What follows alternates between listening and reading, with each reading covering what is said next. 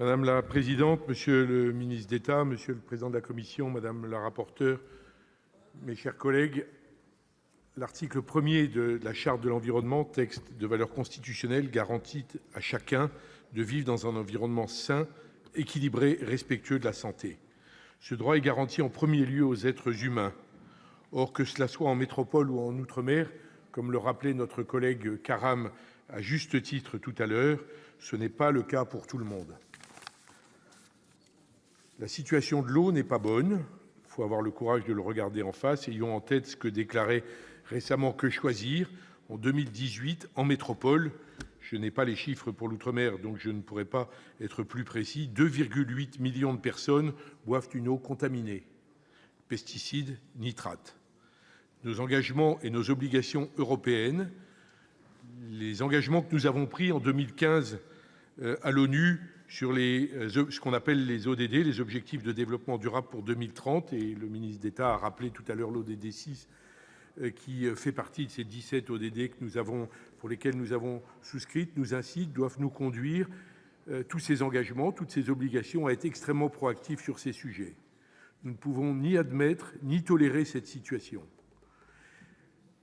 Cette loi Brottes a une origine assez ancienne, puisqu'elle a été inspirée par si ma mémoire est bonne, par une ONG dans laquelle travaillait un professeur de droit que j'avais eu l'honneur d'avoir comme directeur de thèse et qui m'avait sensibilisé à ces questions. L'angle à bord, qui s'appelle Bernard Robinco, parce qu'il faut lui rendre cet hommage d'avoir travaillé sur ce sujet et d'avoir préfiguré intellectuellement, juridiquement ce texte. L'angle abordé par la loi Brottes, il y aura bientôt 5 ans, permet la mise en place d'une expérimentation sur la tarification sociale de l'eau. L'eau, tout le monde le sait, est une ressource rare et vitale, et les hommes le savent depuis toujours. À l'avenir, elle le sera probablement de plus en plus. L'augmentation de la population, les problèmes de pollution, les difficultés climatiques rendent effectivement très compliqué de regarder avec optimisme cette situation. Gilles Boeuf rappelle souvent que 70% de notre corps est constitué d'eau, au moins 70%. Donc, c'est dire que l'eau est pour nous quelque chose d'essentiel. Et donc, l'accès à l'eau doit être un droit accessible à tous. Évidemment, un accès à une eau de qualité doit être une ligne d'action de nos services de distribution et de nos politiques. Cette loi a eu le mérite de remettre ces questions à l'ordre du jour de nos débats politiques. Je crois que nous pouvons nous en réjouir tous, car il reste beaucoup à faire. Le Parlement a voulu alerter les pouvoirs publics sur le sujet de nos concitoyens dont les ressources sont insuffisantes pour avoir accès à l'eau. Il existait auparavant une possibilité de recours au Fonds de solidarité pour le logement. Beaucoup d'élus locaux l'ont pratiqué. Cette aide financière et le mécanisme de recours étaient peu connus, mal usités. L'expérimentation a permis d'envisager d'autres solutions. Elles ont été citées, l'aide préventive sous la forme d'un chèque eau, le tarif progressif de l'eau avec une première tranche de consommation gratuite.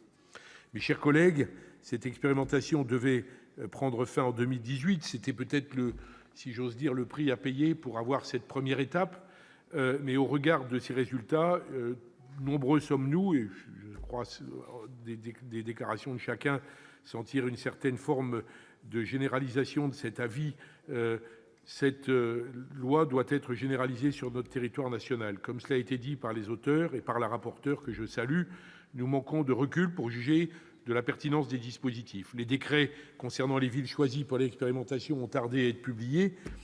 Ça a été dit. Par ailleurs, le rapport du Conseil national de l'eau dresse simplement un bilan de mi-parcours. Les données sont insuffisantes pour prendre une décision. J'espère que les assises de l'eau dont a parlé le ministre d'État permettront de renforcer l'expérimentation en lui donnant un nouvel élan. Prorogeons cette expérimentation pour 3 ans. Notre groupe, les Indépendants, n'y voit que des avantages. Tout au contraire, il faut savoir redonner du temps au temps, faire confiance à l'action locale, à l'expérience pratique pour pouvoir prendre une décision nationale en toute connaissance de cause. Cette discussion est d'ailleurs l'occasion pour notre groupe, tout particulièrement attaché au territoire, comme vous tous d'ailleurs, de redire l'importance et la fonctionnalité des mécanismes d'expérimentation locale qui sont inscrits dans la Constitution et que peut-être nous n'utilisons pas assez. Je profite de l'opportunité de ce débat et du quelques secondes qui me restent pour rappeler à chacun d'entre nous l'opportunité qu'offre la création d'une association nouvelle qui s'appelle l'Association nationale des élus de bassin. Vous savez comme nous qu'existe l'Association nationale des élus du littoral, présidée par notre collègue Rapin, qu'il existe l'Association des élus de la montagne, et ceux qui s'occupent de l'eau dans les EPTB, dans les bassins, les 6 ou 7 bassins versants qui constituent notre pays, ont eu l'idée judicieuse, me semble-t-il, de créer l'Association nationale des élus de bassin, qui sont un moyen pour les élus des territoires qui sont concernés par l'eau de travailler sur ces questions-là. Et je vous incite, si vous ne l'avez pas encore rencontré, les responsables dont je suis d'ailleurs de cette association, à venir nous rejoindre, car nous avons besoin, pour parler au pouvoir public, d'être nombreux. Donc notre groupe votera évidemment cette prorogation. Elle va dans le sens elle va dans le bon sens, elle va dans les objectifs du millénaire, dans les objectifs du développement durable de 2015. Ça permettra de connaître une transposition rapide et pratique dans notre droit. Le droit à l'eau, c'est un droit à la vie, c'est un droit fondamental que la République doit pouvoir consacrer et assurer à chaque citoyen. Je vous remercie. Merci, cher collègue.